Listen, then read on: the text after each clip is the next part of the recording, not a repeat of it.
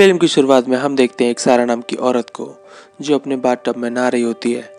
नहाते नहाते उसे शौक लगता है और वो वहीं पे दम तोड़ देती है। इसके बाद हमें डायरेक्ट सीन दिखाया जाता है 1 साल बाद, जहाँ पे हम एक एलिस नाम की लड़की को देखते हैं। एलिस अपने पति पॉल के घर जा रही होती है। एलिस असल में पॉल की दूसरी वाइफ है और जो हमने स्टार्टिंग में सारा को देखा था वो थी पॉल की पहली वाइफ। यहाँ पे पॉल किसी काम से बाहर गया हुआ है, इसीलिए उसने एलिस को अपने बेटे मार्कस का ध्यान रखने के लिए भेजा होता है। मार्कस है सारा और पॉल का बेटा, जो कि असल में 12 साल का है। पॉल ने एलिस से कहा होता है कि मार्कस अपने बोर्डिंग स्कूल में गया हुआ है और वो 1 हफ्ते के बाद घर वापस आ जाएगा, इसलिए वो पहले ही वहाँ पहुँच जाती है जिससे कि वो सारी तैयारियाँ कंप्लीट कर सके। पर घर पहुँच के वो देखती है कि मार्कस ऑलरेडी वहाँ पे आया हुआ है। मार्कस उसे बताता है कि उसे स्कूल से पहले ही छुट्टियाँ मिल गई। सारे स्कूल में चिकन पॉक्स फैला हुआ है। एलिस मार्कस की बातों को मान जाती है। फिर भी एलिस को मार्कस से बात करने में थोड़ा अजीब लगता है, क्योंकि मार्कस है तो एक छोटा बच्चा, लेकिन फिर भी उसकी हरकतें, उसके कपड़े, उसकी हरकतें सारी होती हैं बिल्कुल बड़ों की तरह। एक दिन जब मार्कस नहा रहा होता है तो उसे पॉल का कॉल आता है। पॉल का कॉल, वाह। मार्कस से बात करने के बाद एलिस भी पॉल से बात करती है। एलिस जब पॉल से बात कर रही होती है तो मार्कस पीछे से आता है और एलिस के हाथों को टच करने लगता है और उसके बाद वो उसको ब्रेस्ट को भी दबाता है। ये सब एलिस को बहुत अजीब लगता है। वो वहाँ से चली जाती है। ऐसे ही कुछ दिन बीत जाते हैं और मार्कस का बिहेवियर पहले से भी ज़्यादा चेंज होने लगता है। इसके अलावा भी मार्कस बहुत ज़्यादा ठरकी होता है। एलिस से बहुत ज़्यादा लाइन मारता है और उसे बार बार पीछे से देखता रहता है। इसके कुछ दिनों बाद पॉल भी उन दोनों के साथ रहने के लिए आ जाता है। उसके बाद तो मार्कस का बिहेवियर बहुत ही ज़्यादा अजीब हो जाता है। एक बार मार्कस एलिस से पूछने के बाद अपने डैड के कुछ पैसे लेता है। जब एलिस चेक करती है तो वहाँ पे एक भी पैसा नहीं होता है। एलिस सोचती है कि मार्कस ने सारे पैसे चुरा लिए। वो पॉल को इस बारे में बताती है, पर जब पॉल वहाँ पे जाके चेक करता है तो पॉल को वहाँ पर सारे पैसे मिलते हैं।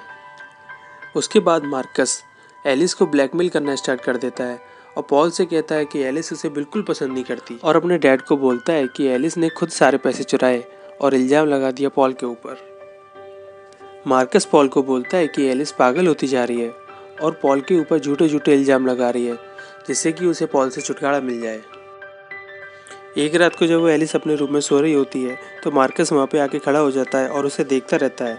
मार्कस की हरकतों को देखते हुए एलिस एक दिन उसके स्कूल में पहुँच जाती है, जहाँ पर उसको पता चलता है कि बोर्डिंग स्कूल में कोई छुट्टी नहीं मिलती है, बल्कि मार्कस को तो स्कूल से निकाल दिया गया है, क्योंकि वो पास के घरों में ताकाझाकी करता है और लोगों को इंटीमेट होते हुए देखता रहता है। घर वापस जाने के बाद एलिस ऊपर के रूम में किसी काम से जाती है।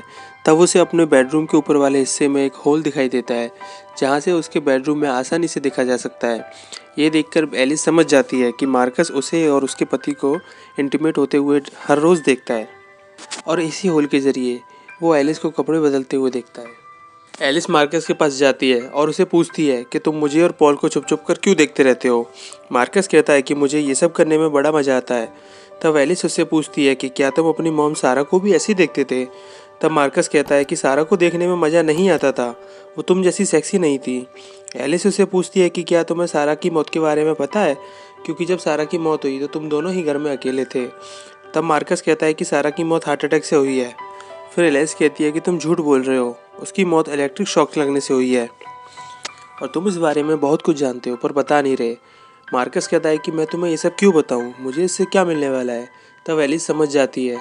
एलिस को पहले से ही पता होता है कि मार्कस को क्या चाहिए, इसीलिए अपने सवालों का जवाब पाने के लिए एलिस उसके सामने अपने पूरे कपड़े उतार कर खड़ी हो जाती है। तब मार्कस कहता है कि सारा को एक हार्ट कंडीशन थी, जिसके बारे में उसके अलावा कोई नहीं जानता था। उसने इस बारे में पॉल को भी नहीं बताया था। मार्कस कहता है कि मुझे ये सब एक डॉक्टर के लेटर से पता चला है। तब एलिस समझ जाते हैं कि एक मार्कस उससे झूठ बोल रहा है, इसीलिए वो मार्कस की बातों पर बिल्कुल भी यकीन नहीं करती। बाद में एलिस पॉल को अपने साथ में वही वाला होल दिखाने के लिए लेके जाती है, जिसके जरिए मार्कस उन्हें देखता रहता है। पर जब वो लोग वहाँ पर पहुँचते हैं तो वहाँ पर कोई होल नहीं होता। एलिस उसको बताती है कि मार्कस उसके रूम में ताकाझाकी करता है, पर पॉल को उसकी बातों पर यकीन नहीं होता और वो सोचता रहता है कि एलिस सच में पागल होती जा रही है। फिर एलिस को किसी तरह पता चल जाता है कि मार्कस ने ही सारा का खून किया है। मार्कस ने सारा के बाथटब में एक खराब हीटर लगा दिया था, जिसकी वजह से उसे शॉक लगा और वो वहीं पर मर गई। एलिस उसके मुंह से और भी ज़्यादा बातें पता करने की कोशिश करती है। तब मार्कस उसे बताता है कि उसने अपनी मॉम को इसलिए मारा क्योंकि उसे लोगों को टॉर्चर करने में बड़ा मज़ा आता है। यहाँ तक कि मार्कस एलिस से कहता है कि इसके बाद मरने की बारी तुम्हारी है। ये सुन के एलिस को मेंटल ब्रेकडाउन हो जाता है और उसे समझ में नहीं आता कि वो क्या करे, क्योंकि कोई भी उसकी बातों पर यकीन नहीं कर रहा था और पॉल को लगा कि एलिस पूरी तरह पागल हो चुकी है। एलिस की हालत इतनी ज़्यादा ख़राब हो जाती है कि उसे मेंटल हॉस्पिटल में रखा जाता है। वहाँ पर एलिस को पैनिक अटैक आते हैं और कुछ सपने भी दिखते हैं। उन सपनों में एलिस खुद की जान बचाने के चक्कर में मार्कस को मारने की कोशिश करती है। कुछ महीनों बाद एलिस को मेंटल हॉस्पिटल से छोड़ दिया जाता है। एक दिन पॉल, एलिस और मार्कस एक साथ पार्क में घूम रहे होते हैं क्योंकि एलिस अब ठीक हो चुकी होती है। पॉल और एलिस बातें करते रहते हैं। तभी मार्कस अपने डॉग को घुमा रहा होता है। कुछ दिन बाद एलिस और मार्कस अकेले में बातें करते हैं। वो लोग सारा की मौत के बारे में हंसी मजाक करते हैं, जैसे कि वो कोई सीरियस बात थी ही नहीं।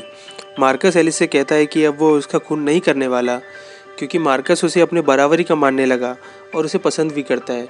एलिस भी उसी की तरह अजीब बातें करने लगती है और उसके साथ प्लान बनाती है कि वो लोग पॉल का खून करके कहीं दूर एक साथ भाग जाएंगे। यहाँ तक कि एलिस उसे किस भी कर देती है और मार्कस को इसमें बड़ा मज़ा भी आता है। उसके बाद एलिस को वहाँ से एक कार तेज़ी से जाते हुए दिखती है। एलिस मार्कस के डॉग का टॉय जोर से फेंकती है। जब वो डॉग रोड पर अपने टॉय को लेने जाता है तो मार्कस भी अपने डॉग के पीछे पीछे भागता है। तभी वो कार वहाँ से तेज़ी से गुजरती है और मार्कस का उस कार से एक्सीडेंट हो जाता है और वो वहीं पे मर जाता है। तब एलिस बस वहाँ पर खड़ी होकर मार्कस की डेड बॉडी को देखती रहती है और खुश हो जाती है और सोचती है कि उसका प्लान काम कर गया, अब वो आज़ाद है। और ये फिल्म यहीं पर ख़त्म हो जाती है।